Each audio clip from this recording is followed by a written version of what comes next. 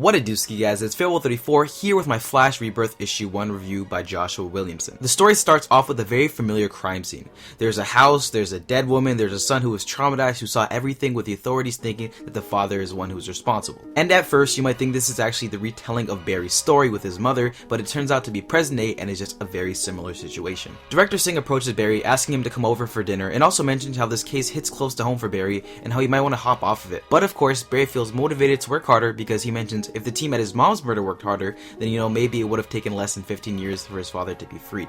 Just as Barry's about to respond, Kid Flash in what appears to be a portal pops up. Then what appears to be the new villain in this run pops up and says, "I'm gonna kill them all, Flash." Barry's not having a great day because right after this, none other than Zoom pops up in a similar fashion and we see some cool panels of Barry, suiting up quickly and choking him. Turns out that these appear to be some sort of vision from the Speed Force. Barry's fairly confused and he goes to speak with his father. He looks to his dad for some insight on his situation going on with the case and just his feelings, and his dad gives him a heartfelt conversation about him when he was 7 years old. The Speed Force gets thrown into the conversation when Barry thinks that's what's giving him these visions, and his dad suggests studying it. Barry then mentions how he actually cannot study the Speed Force because there's a treaty between Argus, Star Labs, and the Justice League. We then cut to Barry just going on with his stressful life, displaying all the things that he does when work's moving a little slow because of course the equipment does not move as fast as he does. Even though he's always overthinking, it's when he's helping on the people that his head is most clear, so we see a couple panels of him helping out civilians, handing out pizza, doing this and that, even trying to go hang out with Iris. Suddenly out of nowhere a bolt of lightning hits and we see none other than the Kid Flash. Barry starts tripping out and recognizes this is not like the vision before, but indeed this is real. Kid Flash is pretty much fading away and he's telling Barry every second was a gift, I'll go with love in my heart, goodbye. Just as it seems that he's gone for good, Barry says Wally and he brings him back. It's a fairly emotional moment in the comic that these two share together, but then they start realizing that something is up. Wally mentions how he believes that someone is watching them, and then Barry says how the Speed Force wasn't giving him visions, but instead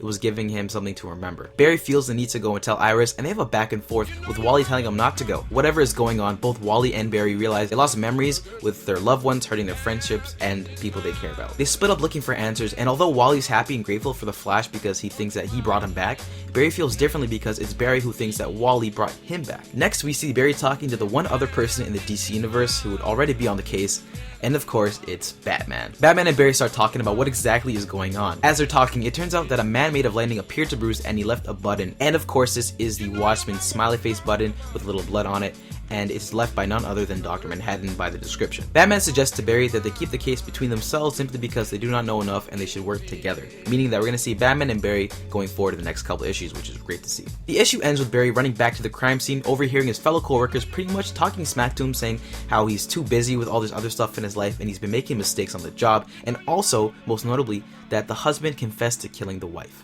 Overall, guys, I thoroughly enjoyed this issue. I think for some new readers from the TV show or who are interested in the Flash, this is a great starting off point. I think a standout to me is Joshua Williamson does a solid job at highlighting various aspects of Barry's life, from his actual work to him being the Flash, being a son, and more. The return of Wally West, it was really big in this issue, and although it was kind of small, it was quite emotional and made for some great panels. Some other things I would say about this is it felt more like an issue 0 than an issue 1, but it was still fun nevertheless. One thing I wish they did show was a little bit more of the threat going forward for this arc. I'm gonna go ahead and give this issue a solid 8 out of 10. And that is it for the Flash Rebirth issue 1 review. Check back over to the Hybrid Network in a couple of months for the arc for this story. And this is Farewell 34 signing off. Peace.